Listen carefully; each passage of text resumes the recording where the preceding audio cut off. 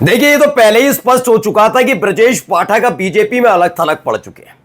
हालत यह है कि उन पर जिम्मेदारी सौंपी गई कि कुछ भी हो जाए, कैसा भी हो जाए, कितने ही ब्राह्मणों के साथ नाइंसाफी हो जाए, लेकिन आपकी जिम्मेदारी है कि बीजेपी के साथ ब्राह्मणों को जोड़कर रखना है।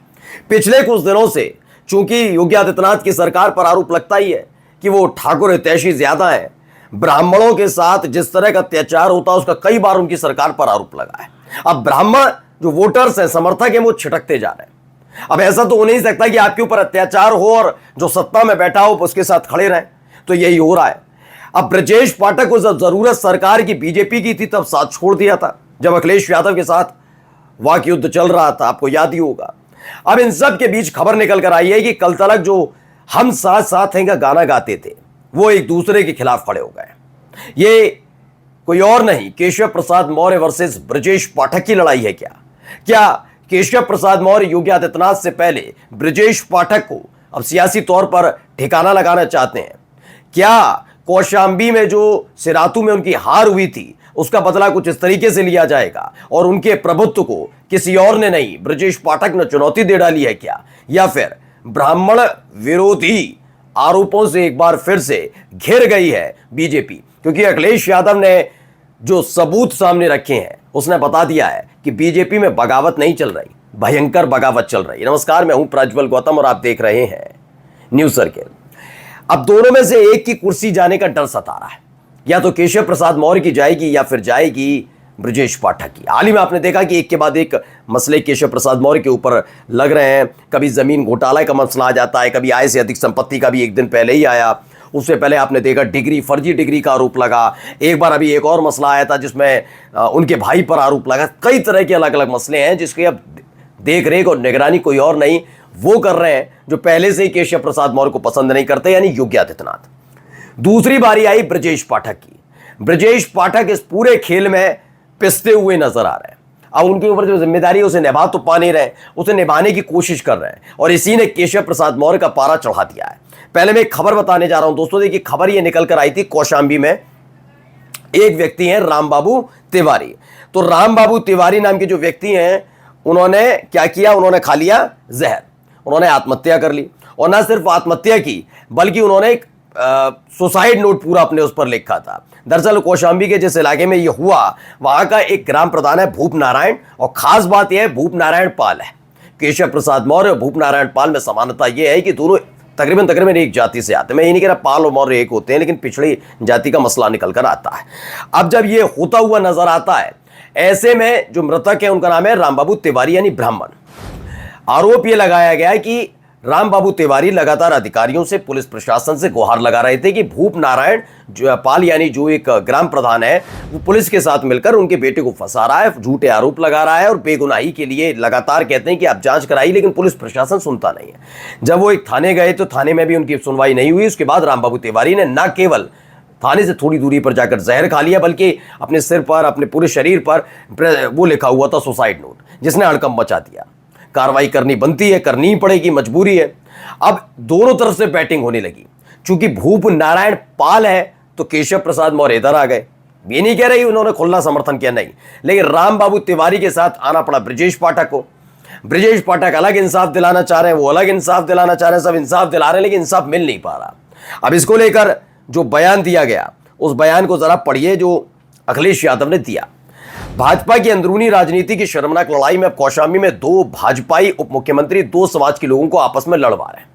पहले एक उप मुख्यमंत्री ने नाइंसाफी करते हुए पाल समाज के लोगों को मोहरा बनाया, फिर दूसरे उप मुख्यमंत्री ने अपने उस समाज के नाम पर झूठी सहानुभूति दिखाई जो समाज इन दोनों के ऊपर वालों को नहीं भाता, यानी कि इनका कहना है ब्राह्मण समाज।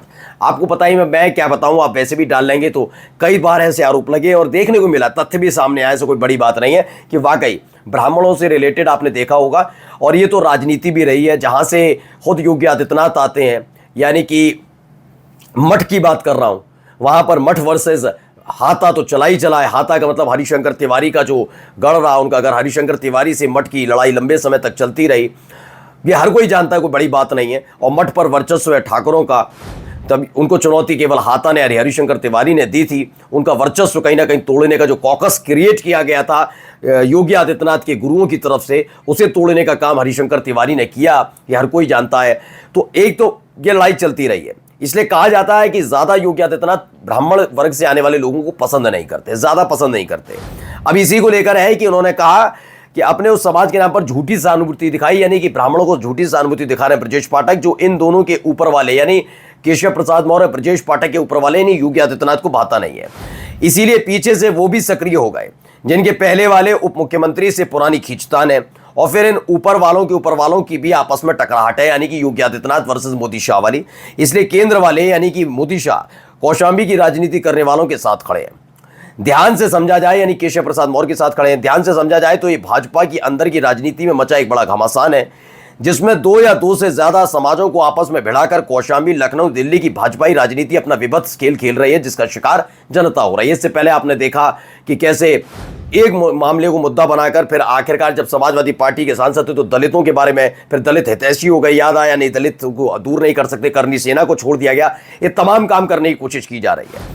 अब इसमें बताया गया है कि इस लड़ाई में वो कूद पड़े हैं जिनका समाज सत्ता सजातीय राजनीति का विशेष रूप से शिकार है और लगातार सत्ता के निशाने पर है, जिसके कारण दूसरे उप मुख्यमंत्री अपने समाज पर हो रहे अत्याचार और अपमान पर अपनी कुर्सी बचाने के लिए सुविधाजनक चुप्पी साधे बैठे हैं। कौशांबी के मामले में उनको लगा कि जब वो कुछ सक्रियता दिखाएंगे तो शायद सत्ता द्वारा निरंतर उत्पीड़ित व अपमानित किए जा रहे उनके अपने समाज में वो मुंह दिखाने के लायक नहीं बन जाएंगे। सच तो यह है कि भाजपाइयों को जनता या किसी समाज की कुछ नहीं पड़ी है, सब अपनी अपनी खो चुकी जमीन की संभावना फिर से तलाशना चाहते हैं।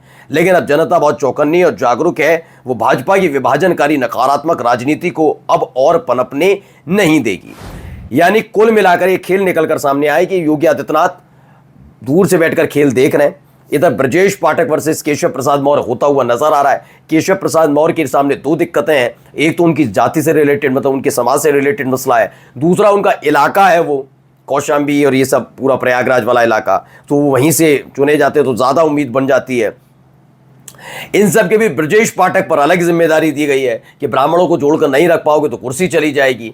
ब्राह्मण छिटकते जा रहे हैं तो उनको भी भैया अपनी नाक घुसानी पड़ रही है, भैया चुप हो जाओ, ये देखो मैं इंसाफ दिलाऊंगा, तमाम चीज़ें हो रही हैं, ये तमाम चीज़ें अलग अलग हो रही हैं। यानी सिर्फ फुटबॉल के हालात बीजेपी में बहुत ज़बरदस्त तरीके से। अच्छा, आगे क्या लिखते हैं, शीर्ष भाजपाइयों और शिखर भाजपाइयों के आपसी झगड़े के कारण हर वर्ग और समाज बीच में पिस रहा है। सच्चाई तो यह है कि समाज को बांटना और लड़ाना ही भाजपाइयों की पुरानी साजिशन सियासत रही है, जिसे उन्होंने उन अंग्रेजों से सीखा है जिनका उन्होंने हमेशा साथ दिया था। कौशांबी भाजपा के अन्याय का शिकार है। भाजपा से हर वर्ग और समाज को अब और भी सचेत व सतर्क रहना पड़ेगा, नहीं तो ये भाजपाई समाज के बीच आकर आग लगाकर अपनी सियासी रोटी सेकने में लगे रहेंगे।